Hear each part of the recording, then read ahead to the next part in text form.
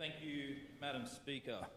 And no matter how intense it gets in this chamber, it will never match the ferocity that I witnessed my wife deliver our two beautiful children into this world. And for any man that's had the absolute honour, and I really mean that, it's one of the most beautiful things to ever watch, to watch a woman bring a child into the world. It will change you forever. I promise you that. And when my first daughter was born, in a room full of people, because a few things went wrong, Dad was the only one crying, quite a lot actually, and because it was just such an amazing moment. And the midwife was patting me on the back. But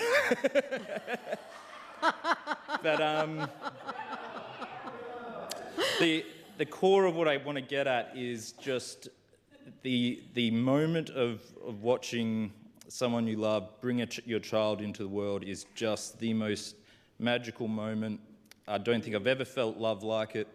And so to all the mothers, regardless of the situation that we find ourselves in, I wish you all the best in your pregnancies, and to all the dads, get around it, get amongst it. I was able to help deliver both my girls, and it's well worth it. And before I move on I just want to touch on the member for Gwaja's visuals. They will stay with me, and which is probably good whenever the Alice Springs hospital situation comes up. But I'd like to say, Madam Speaker, we are in the same boat. And what I mean by that is members of our government are wishing to grow their families. I'm wishing to grow my family, and I want to be able to give my wife the choice of if she wants to go public or private.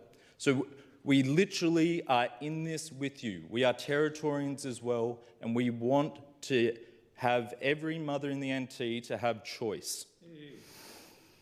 And I myself am going to one of the events soon, a community forum for mothers on this issue. I've been invited by some Defence mothers who know my link with Defence, and obviously, there's a Defence impact as well.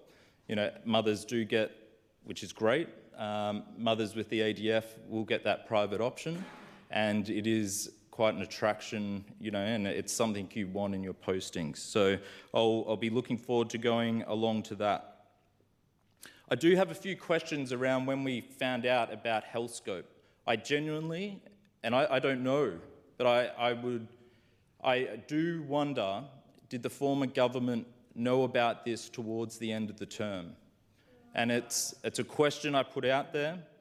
I don't know the answer, but it's a worthy question. So how did we get in this situation? We have a private hospital who, over the 8 years of the previous government, went from about 700 births a year to 200 and something. That is a massive decrease in private utility of that service. Now, what probably drives that? Well, there's a few things. Economy would have a large part to do with it. The cost, the soaring cost to young families, and it's an immense cost as well that we were seeing here in the Northern Territory. And at a time when we have a plummeting birth rate and we want to be encouraging families to make it as easy as possible for them to grow their families, we saw that big increase. Now, that doesn't surprise me, as our economy went completely down the drain. And it's no surprise to anyone that that was the situation over the last 8 years. We had an absolutely stalled economy going backwards. You see it all across our different sectors, and that plays a large part of it. And so, as we've come in, we've seen it's a holistic approach.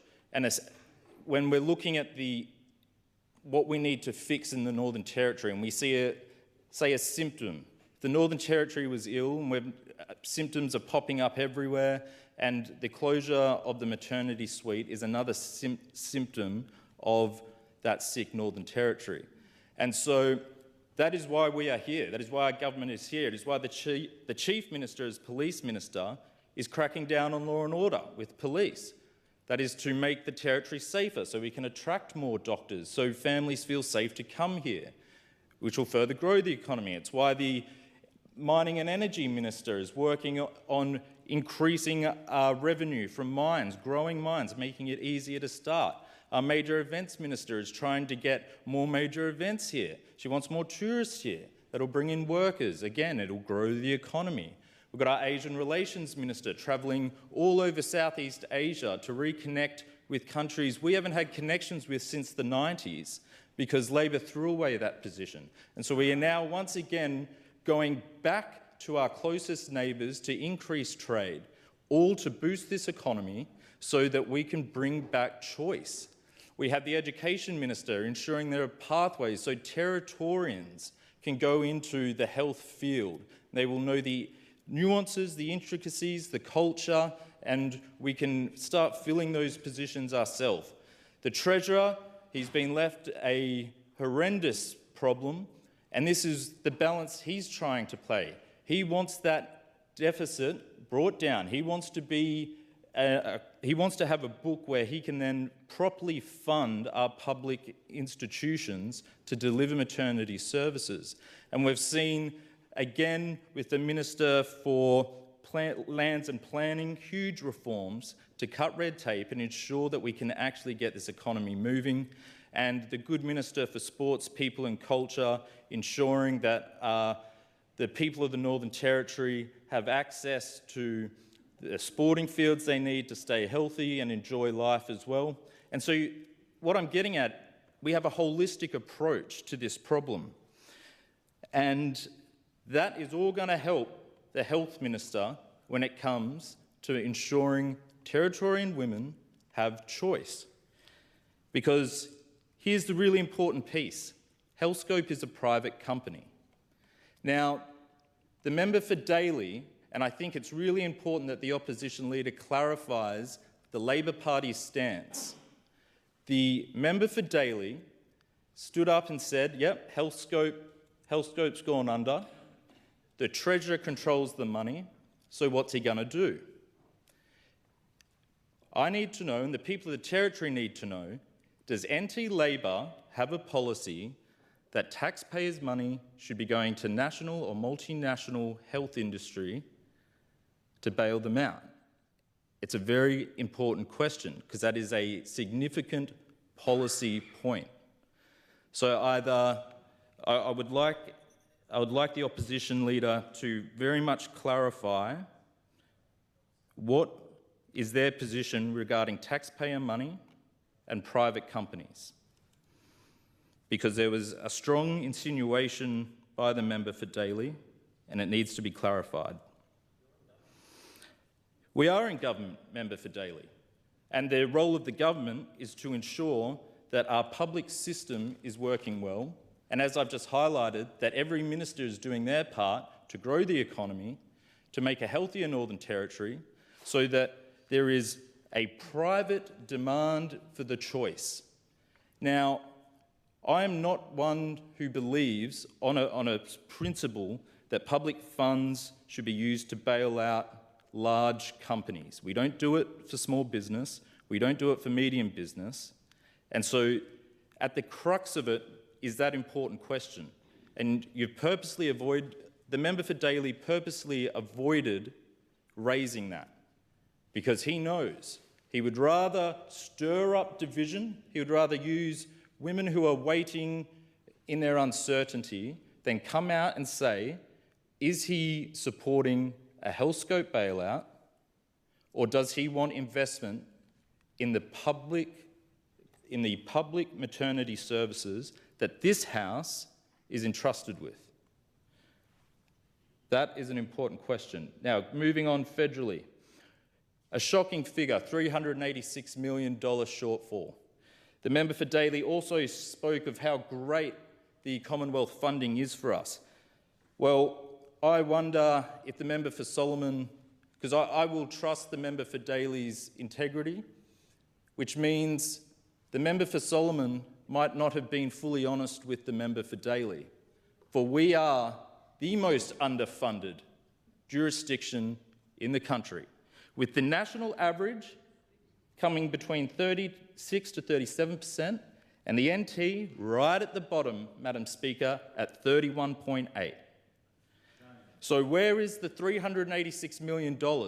And now that the member for Daly knows this, will this goose season, will he be contacting the member for Solomon and asking him, are we going to get that money? That's an important question as well, and I'd be keen to hear if the opposition leader will be supporting a call from all Territorians for us to get a fully funded health system here in the Northern Territory and not be at the bottom of the pile. So, Madam Speaker, I do appreciate the member for Gouage's discussions around the bush, Alice Springs, Tennant Creek, all the communities, and the amount of work that goes into maternity services there, and that the vast majority of the NT does not have a private option. And so I too give my thanks to all those staff, to all the mothers out there who are concerned, to all the mothers who are planning to become mothers over the next few years. Know this: our government and the Health Minister, Steve Edgington, will do everything we can do within our power to ensure there is a private maternity option here in the Northern Territory. We will pull every lever we can to ensure that that option is available to you. The choice, we want the choice. This House is responsible for delivering an excellent public maternity system, and I will back that the whole way, and I'll do everything within my power to make sure you have the choice between a public and private system, because that is what we want for Territorians and it's what we want for Territory mothers. Thank you, Madam Speaker.